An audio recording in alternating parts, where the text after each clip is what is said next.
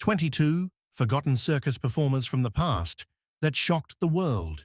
If you love USA nostalgia, don't miss this. What if the most unbelievable stories weren't just fiction, but real lives lived under the big top?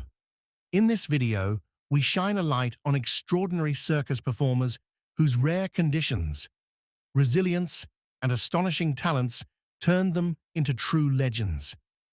These are not simply sideshow curiosities, they are unforgettable tales of courage, survival, and raw humanity.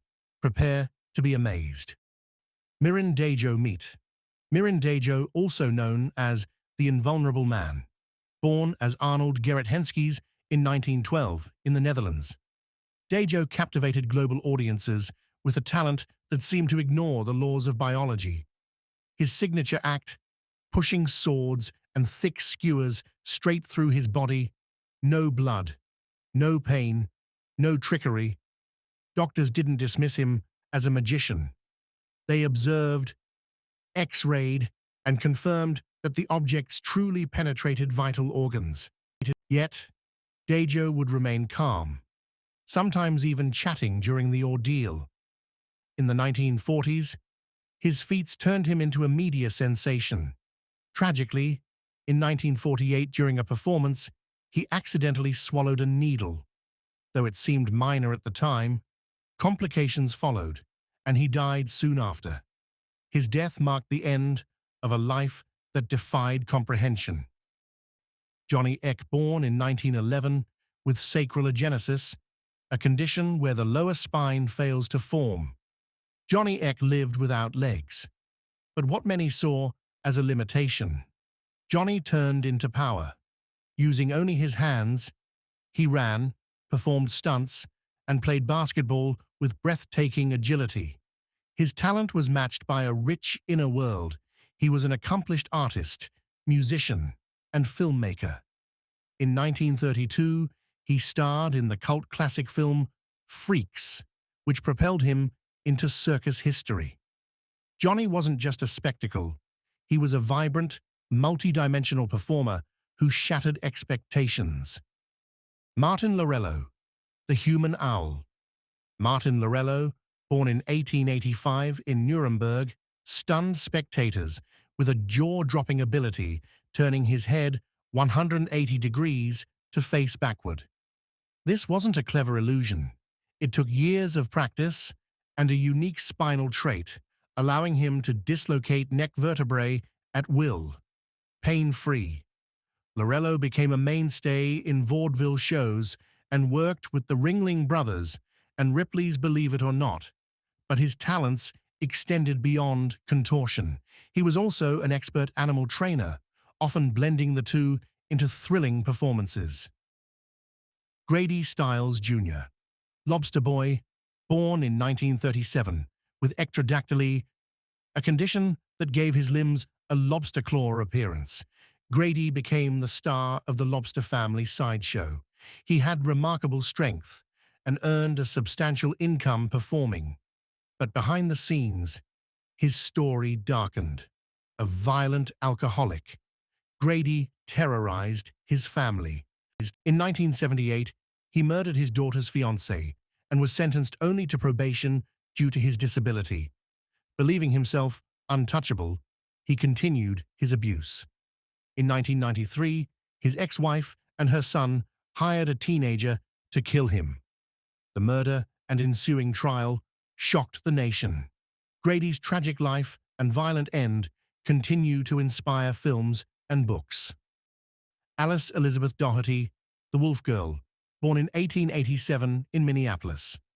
Alice Doherty had a rare condition called hypertrichosis lanuginosa, which covered her body in fine, soft hair, giving her the look of a storybook creature. Her parents introduced her to sideshow life early on, and under the stage name, the Wolf Girl, she became a popular act across the country. Despite her unusual appearance, Alice's childhood was full of love and care.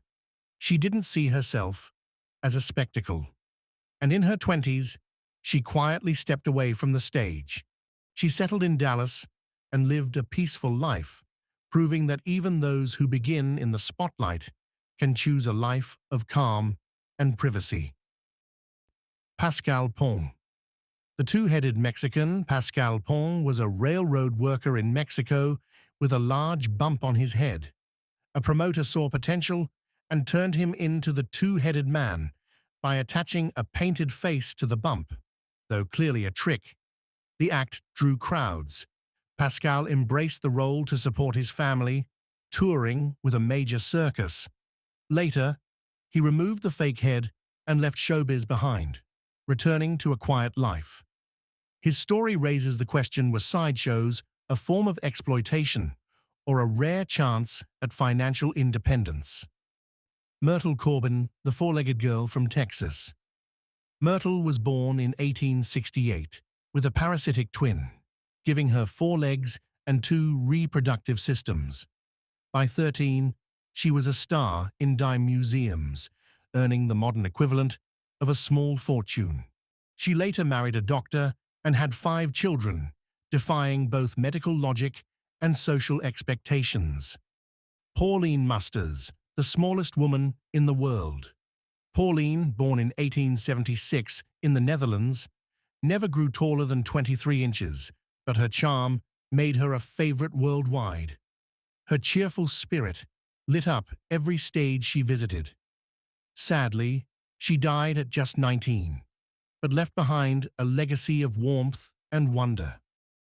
Chang and Ang Bunker, the conjoined twins, born in 1811 in Siam, now Thailand.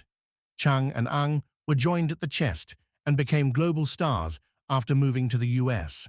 They amazed crowds with their coordination, then built full lives off-stage, marrying sisters and raising 21 children. When Chang died in 1874, Ang passed just hours later, a testament to their lifelong bond. Prince Randian, known as the human torso and the Snake Man. Prince Randian was born in 1871 in British Guiana, without arms or legs. But rather than being limited by his condition, he turned it into a strength, using only his head, shoulders, and torso. Randian could light cigarettes, shave, and strike matches, all with his mouth. Crowds were amazed by his precision and strength, often calling him cat-like and powerful. He became a major figure in Barnum's Circus during the late 1800s and early 1900s. Beyond the stage, Randian was intelligent, spoke 4 languages, and had a family. Until his passing in 1934, he lived with pride and independence, proving that resilience can be just as captivating as performance. Felix Worley, born in 1858 in Wisconsin, amazed people with his stretchy skin and flexible joints. He could pull his skin several inches and twist his limbs in ways that defied belief, all without pain. Though undiagnosed at the time, it's now believed he had Ehlers-Danlos syndrome. His unique body turned him into a top sideshow attraction, especially with the Ringling Brothers Circus. Felix wasn't just a curiosity, he was living proof of the body's hidden potential. General Tom Thumb Charles Stratton, born in 1838, stood just 25 inches tall and stopped growing by 6 months old. Discovered by P.T. Barnum at age 4, he soon became famous as General Tom Thumb. He entertained with singing, dancing, and impersonations, charming crowds across the US and Europe, even performing for Queen Victoria. His success showed that talent and presence matter far more than size. Schlitzie, born in 1901 with microcephaly. Schlitzie became a beloved performer thanks to his joyful spirit.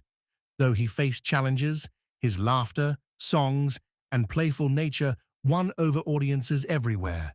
His role in the 1932 film Freaks made him even more famous, turning him into a symbol of acceptance and childlike joy. Schlitzie wasn't just a performer, he connected with people on a deep, emotional level. Edward Moore. Edward Moore, known as the Two-Faced Man, was said to be born with a second face on the back of his head. Though it didn't speak, it allegedly whispered disturbing things only Edward could hear.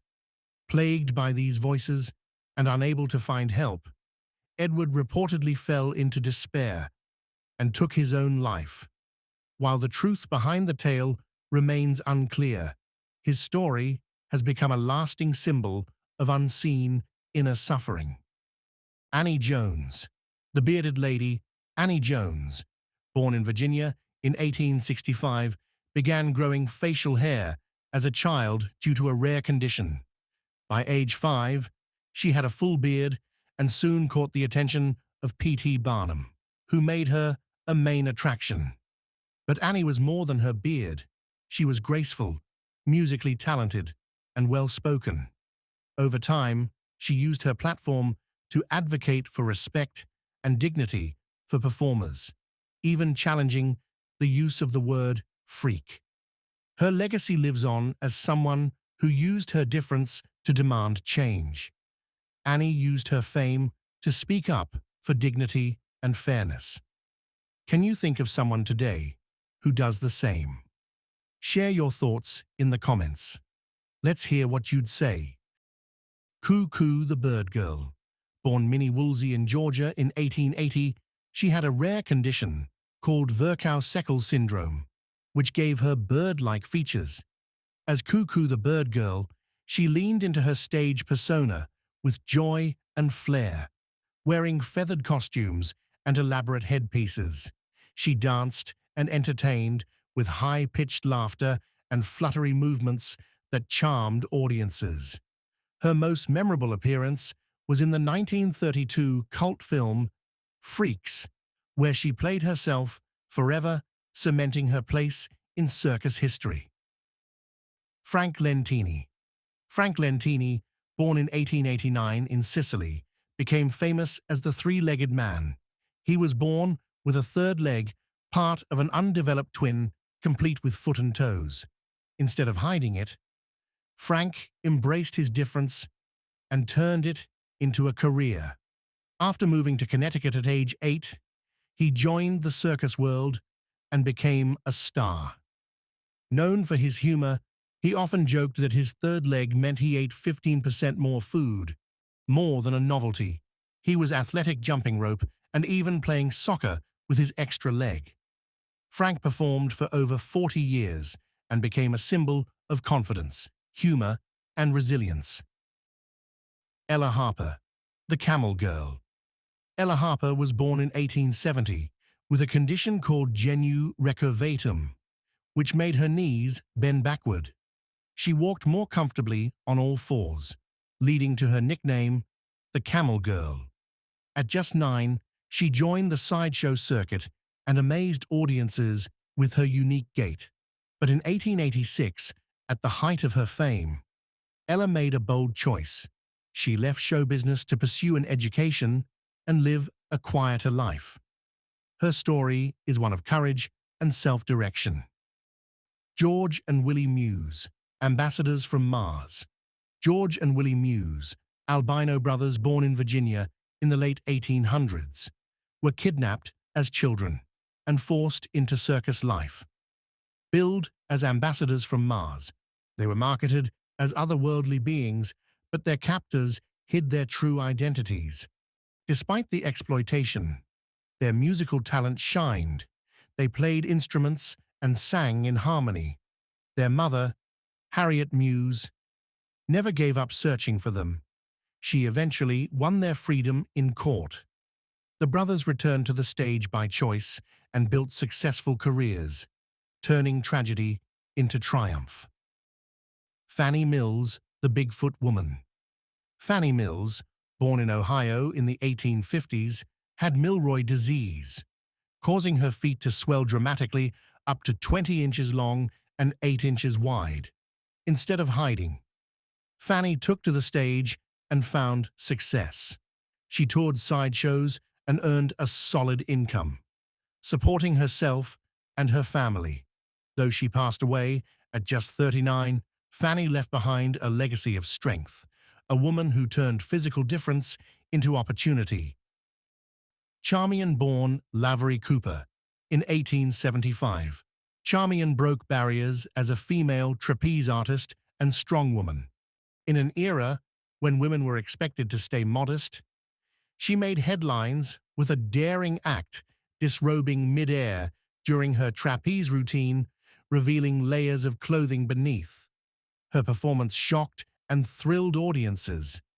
In 1901, Thomas Edison filmed her act, making her one of the first women to appear in a motion picture.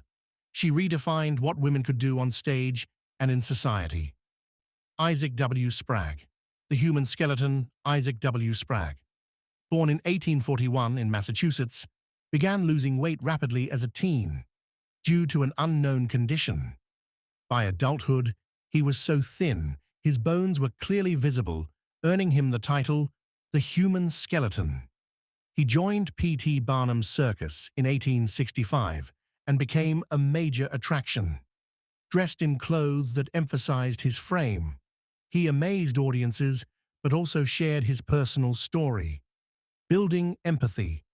Despite his fame, Isaac died in poverty in 1887, a reminder of how the spotlight doesn't always come with security. Which story surprised you the most? Tell us in the comments. If you enjoyed this trip through history, don't forget to like, subscribe, and share for more amazing tales from history's hidden gems. Thanks a lot for watching.